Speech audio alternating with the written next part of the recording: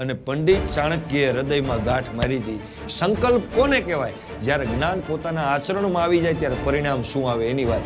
ધનાનંદને કીધું કે તારા જેવા ભોગ લંપટ રાજાને જો ગાદી ઉપરથી નીચે ઉતારી અને ભારત વર્ષમાંથી એક વ્યક્તિ એવો શોધી અને જો ગાદી ઉપર બેસાડું નહીં, ત્યાં લગી મારી શિખાને ગાંઠ નહીં બાંધું સાહેબ.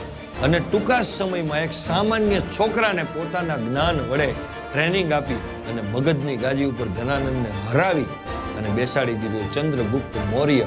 અને એના પછીનો રાજા એનો દીકરો બિંદુસાર, અને એના પછીનો રાજા જેના ઇતિહાસો ગવાય છે, જેને વંચાય છે, જેને સંભળાય છે, અને આપણા ભારતના ઝંડાની અંદર વચ્ચે જે ચક્ર છે એનું નામ છે અશોક ચક્ર. એ અશોક સમ્રાટ 3 પેઢી સુધી સાહેબ ઇતિહાસના પાનાઓની અંદર જેનું રાજ થયું અને જેણે ભારત વર્ષ ઉપર રાજ કર્યું, એ નોલેજ હતું ચાણક્યનું, પંડિત ચાણક્યનું. નોલેજનો પાવર આટલો છે.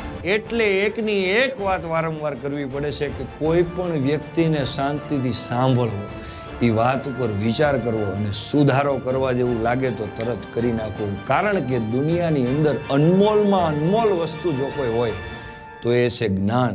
કારણ કે ગમે એવું સામ્રાજ્ય હશે પણ જ્ઞાન નહીં હોય તો સામ્રાજ્યનું પતન ફાઇનલ છે. અને કાંઈ નહીં હોય સાહેબ, અને જો જ્ઞાન હશે તો ગમે એવું સામ્રાજ્ય બનાવવું હશે તો એ બનવાનું એ ફાઇનલ છે.